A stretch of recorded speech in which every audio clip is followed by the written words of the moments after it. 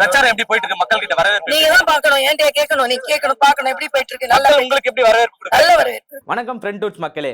நம்ம மயிலாப்பூர் தொகுதியில் வந்து பார்த்தீங்கன்னா பெரும் கடும் போட்டி நிலவிக்கிட்டு இருக்கு. தேசிய ஜனநாயக கூட்டணியிலிருந்து தாமரை மலர்ந்தே தீரும்னு தமிழ்நாட்டில் சொல்லக்கூடிய ஒரே ஆள் தமிழிசை சவுந்தரராஜன் அம்மா அவர்கள்.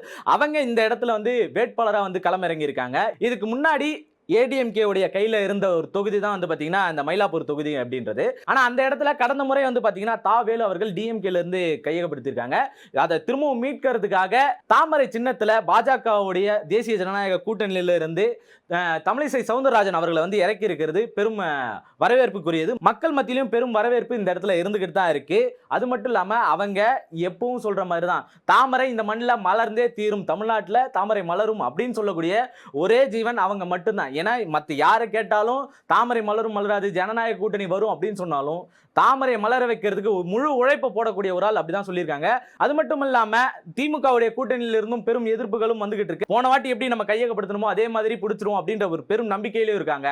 மக்கள் மத்தியில் இருக்க வரவேற்பு என்ன அப்படின்றத பாருங்க, நான் என்ன செஞ்சு காட்டுறேன் பாருங்க அப்படின்றதையும் தெளிவா இந்த இடத்துல வந்து சொல்லிட்டு போயிருக்காங்க. அது மட்டும் இல்லாம வைகை செல்வன் அவர்கள் ஏடிஎம்கேல இருந்து கூடவே இருந்து ஒரு தோளோடு தோல் நிப்பா தோழன் அந்த மாதிரி வாக்கு சேகரிக்கிறதுக்கு கூடவே இருந்து மக்கள் மத்தியில் எல்லா இடத்துலையும் பிரச்சாரம் மேற்கொண்டு இருக்காரு. அவங்க மேல நின்று முழுக்க பிரச்சாரம் ஏற்பட்டவங்க கீழே கிரவுண்ட் லெவல்ல இறங்கி ஒர்க் பண்றதுல அவர் ரொம்ப கண்ணும் கருத்துமா இருந்து செயல்பட்டு இருக்காங்க. இந்த தொகுதி யாரோட கையில போய் சேரும் அப்படின்ற மக்கள் மத்தியில் இருக்கக்கூடிய பெரும் எதிர்பார்ப்பு வந்துகிட்டு இருக்கு. இதுக்கு மத்தியில தாவேக்கால இருந்து புதிய வேட்பாளர்கள்லாம் வந்திருக்காங்க. அவங்க எல்லாம் வெற்றி பெறுவாங்களா அப்படின்ற ஒரு பெரிய கேள்விக்குறியோட மிகப்பெரிய ஆர்வத்தோட இந்த 2026 எலெக்ஷன்ல மயிலாப்பூர் தொகுதி பெரும் பரபரப்புல இருந்துகிட்டு இருக்கு. இந்த தொகுதியில யார் வெற்றி பெறுவா அப்படின்னு நீங்க நினைக்கிறீங்க அப்படின்றத மறக்காம கமெண்ட்ல சொல்லிட்டு போயிடுங்க. நன்றி. அது மட்டும் இல்லாம போன வாட்டி திமுக இந்த தொகுதி வந்து பிடிச்சிருக்காங்க, அதுக்கு முன்னாடி ஏடிஎம்கே கையில இருந்துச்சு. இப்போ உங்களுக்கு வரவேற்பு எப்படி இருக்கு? நிச்சயமா பிஜேபி அதிமுக கூட்டணி இதை வெல்லும். வெல்லும் நம்பிக்கையோட இருக்கீங்களா? நிச்சயமா நம்பிக்கையா இருக்கு, நல்லா இருக்கு. சார் பிரச்சாரம் எப்படி போயிட்டு இருக்கு? மக்களுடைய வரவேற்பு? அனைத்து இந்திய அண்ணா திராவிட முன்னேற்ற கழகத்தின் தலைமையிலான தேசிய ஜனநாயக கூட்டணியுடைய பிரச்சாரம் மிகச்சிறந்த முறையிலே சென்று கொண்டிருக்கிறது. மயிலாப்பூர் தொகுதியினுடைய சட்டமன்ற வேட்பாளர் கணத்திலே மேதக ஆளுநராக பணியாற்றிய மரியாதைக்குரிய தமிழிசை அவர்கள் பிரச்சார கணத்திலே அவரோடு சென்றிருக்கிறேன்.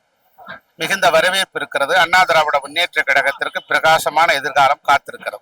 சரி, இதுக்கு முன்னாடி வந்து பாத்தீங்கன்னா எப்பவுமே இந்த தொகுதியில மயிலாப்பூர் தொகுதி வந்து பாத்தீங்கன்னா எப்பவும் ஏடிஎம்கே தான் அப்படிதான் இருந்திருக்கு. நிச்சயமாக அண்ணா திராவிட முன்னேற்ற கழகத்தின் கோட்டையாக மயிலாப்பூர் இருந்தது. இந்த முறை பாஜக அந்த இடத்தை ஒதுக்கி இருக்கிறோம், அதை பெற்றிருக்கிறார்கள்.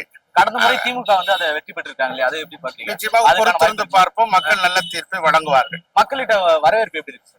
எல்லா இடங்களும் நல்ல வரவேற்பு இருக்கிறது. வடக்கும் மேற்கும் அண்ணா திராவிட முன்னேற்ற கழகத்தின் பக்கம் பலமாக காற்று வீசுகிறது. தெற்கு பகுதியும் டெல்டா பகுதிக்கும் இன்னும் கூடுதலாக கவனம் செலுத்த வேண்டும்.